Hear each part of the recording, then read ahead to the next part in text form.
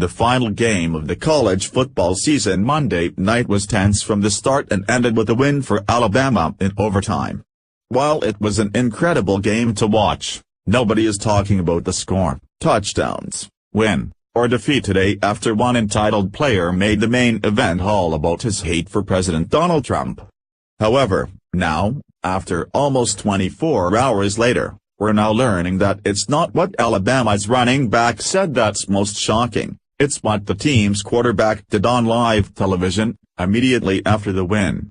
This speaks even louder than the "F you to Trump" that Bo Scarborough shouted and is sure to cause some major anger among spectators who missed it. Alabama's starting quarterback was out and a freshman player in line for the position was thrust into the spot for the biggest game of the season. Despite not having started at all since being accepted onto the team, Tua Tagovailoa was forced into the most intimidating position possible for a player his age, so early in his career. He ran onto the field determined to win and accomplished that against all odds, leading his team to an unbelievable victory. It was an incredible moment, and when interviewed about it immediately after, he only had one thing to say and used his moment of attention on live television, with everyone watching, to say it. While the running back was making disparaging remarks about the president, the quarterback had the perfect defense to his teammates' disgusting behavior with what he told the reporter. The left is celebrating the Bo Scarborough for telling Trump to FCK off, and now they're about to say the same to Tagovailoa for what he wasn't afraid to say. The Daily Caller reports, Tua Tagovailoa is a name you should know. Tagovailoa all but single-handedly won the national championship game for the Alabama Crimson Tide over the Georgia Bulldogs Monday night. The freshman from Hawaii was not the starter for the national championship game, or any game this season for that matter.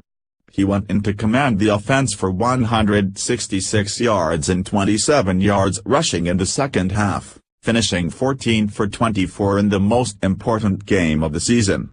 Tagovailoa also threw the game-winning touchdown in overtime, a dead arrow strike to wide receiver Devonta Smith, clinching the title. When asked what went through his mind after his coach told him he was going to start, Tagovailoa said he wanted to thank someone: "First and foremost, I just want to thank my Lord and Savior Jesus Christ, with whom all things are possible. That's what happened tonight." Tagovailoa went on to thank his family and teammates before saying again: "In this moment it means the world, but at the same time all glory goes to God. I can't describe what he has done for me and my family.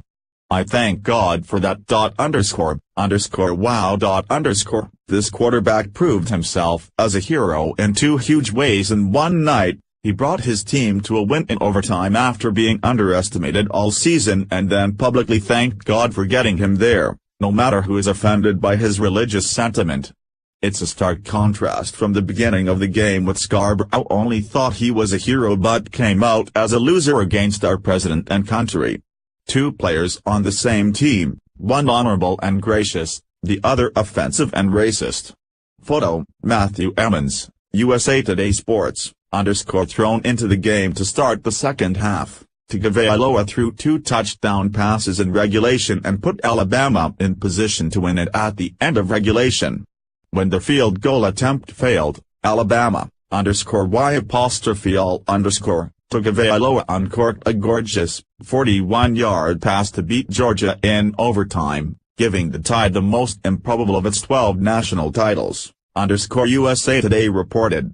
One of the most impressed people by his actions was Tagovailoa's coach, who gave credit where it's due and sent a message that all Americans needed to hear.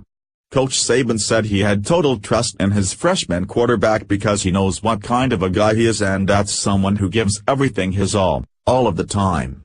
"I trust players that do things the right way, players who prepare the right way, practice the right way, they're dependable," Saban said in an interview following his team's incredible victory.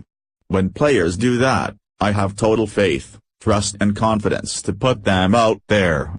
So I have that into a way to go." Tagovailoa, You won over the hearts of every conservative in America who had given up on football this year. He proved that you can be good at a sport and a good person and can use your position for good, rather than to divide and destroy. The country needs more examples like this young man in society.